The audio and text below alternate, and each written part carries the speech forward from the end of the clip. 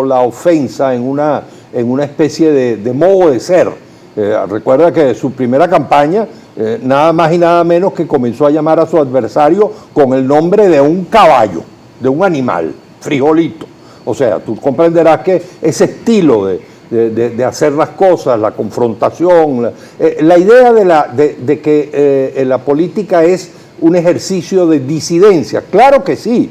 Claro que hay debate, claro que hay polémica. Pero sin insultos, tal vez. Pero primero sin insultos y en segundo lugar, cuando los países atraviesan crisis muy profundas como la nuestra, se requiere de un acuerdo. Pero además, no hay país en el mundo democrático que logre progreso económico. Como te decía, los dos momentos de gran unidad venezolanos lo demostraron, que no lo hayan hecho a través de un consenso, es decir, ponernos de acuerdo en lo mínimo, en lo que tenemos que estar de acuerdo. ¿Y hay que ponerse de acuerdo, señor Ochoa Antich, por ejemplo, de cara al 2024? Pues sí, yo siempre planteo, creo que de manera muy ingenua y muy peregrina, la idea de un gobierno de unidad nacional. A mí me encantaría que los candidatos que fuesen tanto del gobierno como de la oposición dijesen para el 2024, después vamos a conformar un gobierno de unidad nacional. De alguna manera así se hizo en el 58. Los candidatos de ADE, COPEI y URE eran todos candidatos diversos, competían por el gobierno, pero todos sabían que después de las elecciones iban a conformar un gobierno de unidad nacional. Lamentablemente excluyeron a la izquierda del Partido Comunista, incluso a veces siento que buena parte de los problemas que tenemos hoy proceden de ese error histórico que se cometió en ese momento. Era otro país, otro mundo, la Guerra Fría, pero creo que sería muy bueno que los candidatos se plantearan ese tema como un tema de gran estatura política, programático, la idea de un gobierno de unidad nacional que incluya chavistas, antichavistas, izquierdas, derechas, etcétera. Ahora bien, señor Ochoa Antich, se habla en la actualidad de zonas económicas especiales y yo le consulto, ¿cómo está siendo percibida Venezuela en términos de seguridad jurídica, por ejemplo, entendiendo que desde el gobierno del presidente Nicolás Maduro se está llamando a la inversión extranjera en este momento? Yo apoyo la idea de las zonas económicas especiales.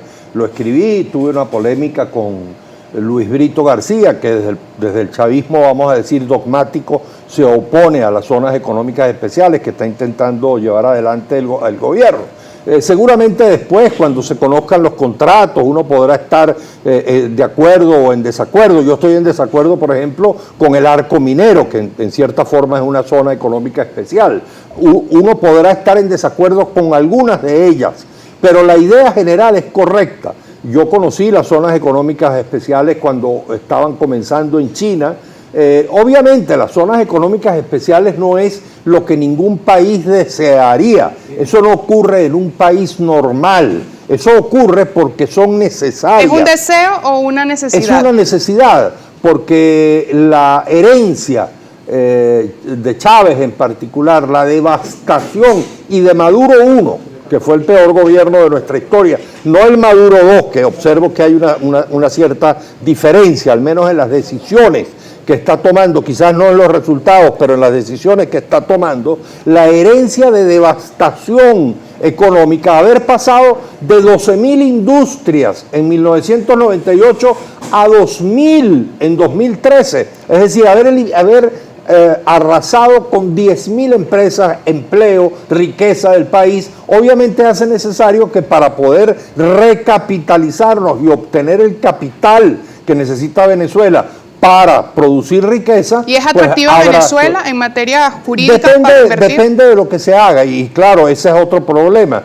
Yo siempre le comento a los amigos míos que están en el gobierno que ellos tienen que dar otro paso, que es asegurarle al capital extranjero la independencia de los poderes, que los poderes funcionen de manera autónoma. Ahora se va a elegir el poder ciudadano, a designar el poder ciudadano. Ojalá den un testimonio, un primer testimonio de autonomía de los poderes, porque el tema de la seguridad jurídica, de que el capital pueda contar con poderes autónomos que no están controlados, que no están controlados desde arriba, desde el gobierno, por intereses partidistas, eso es muy importante para el capital privado. Y en temas de derechos humanos, ¿cómo está siendo percibido en nuestro país? Tomando en cuenta que el próximo 26 de septiembre se va a presentar un nuevo informe desde el Consejo o desde la Comisión de Derechos Humanos. En Venezuela hay una violación masiva y sistemática de los derechos humanos. Obviamente eso no comenzó con Chávez, ni con Maduro. Eso se ha agravado. Pero es un fenómeno que lamentablemente nosotros arrastramos de muy atrás. Yo te hablaba del 27 de febrero, por ejemplo, que es quizás el momento de mayor intensidad, al menos, en la violación a los derechos humanos en Venezuela. Pero efectivamente en el mundo se percibe, no solamente Venezuela, en general los países de América Latina tienen ese problema. Los venezolanos tenemos esa deuda con nosotros mismos, no es un tema político. Yo a veces observo que el tema de los derechos humanos, cuando se ha ido a la Corte Penal Internacional y todo lo demás, tratando de decir que Maduro es responsable directo, eso es muy complicado, la responsabilidad penal es individual, es muy difícil decir que Maduro dio la orden, tortúrese al capitán Arévalo y mátese al capitán Arévalo, eso no es probable. Tenemos participación de la audiencia a través de @primerapágina, vamos a tratar de dar respuestas cortas para avanzar lo más posible en este sentido. Escribe @Bolívar_divisa, señor Ochoa Antich, dicen que para este 2024 Maduro será reelegido, porque como siempre la oposición irá dividida y con eso se diluirán los votos. Usted como politólogo, ¿qué opina? Le preguntan. El brote extremista que vivimos a partir del 2017 en particular y sobre todo después del interinato de 2019 planteó un país diferente. Ya este no es un país de gobierno y oposición. Lamentablemente hay varias oposiciones.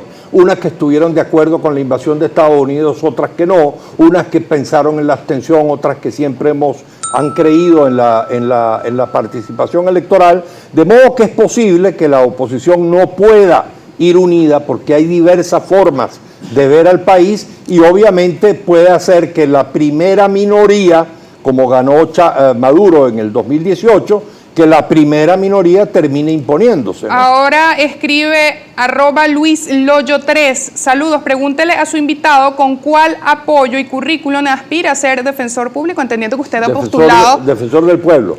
Escribe sí. Defensor público, ¿cómo usted ha postulado su nombre? ¿Qué plantea en ese escenario? Yo creo que en general, al menos en el mundo informado, político, yo creo que en algún momento en todo el país, la gente me recuerda por haber participado justamente como un activista permanente en los derechos humanos en los años, en el 89, justamente cuando el 27 de febrero y en los años 90, creo que hicimos la pequeña contribución de haber colocado el tema de los derechos humanos encima de la mesa en la agenda política nacional.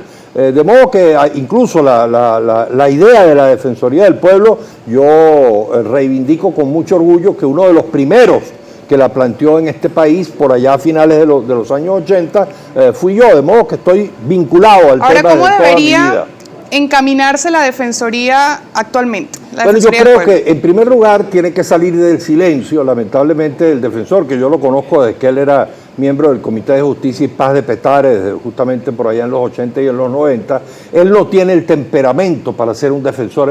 Él es un hombre muy tímido, muy callado. El defensor lo único que tiene es la voz, porque no tiene facultades coercitivas como tiene la Fiscalía. Pero el defensor tiene la voz, puede hablar, tiene que denunciar, tiene que estar en la puerta de la Fiscalía con los familiares de la víctima, tiene que ir a los medios de comunicación. Esa es su labor, tiene que hacer propuestas, etcétera. En primer lugar, sacarla del silencio. En segundo lugar, trabajar para un pacto nacional en materia de derechos humanos en términos justamente de buscar un acuerdo nacional. Y para eso hay un tercer factor esencial, que es que no sea una defensoría camorrera. Tiene que hablar, tiene que denunciar, y si viola los derechos humanos un policía del Zulia, donde está Manuel Rosales, los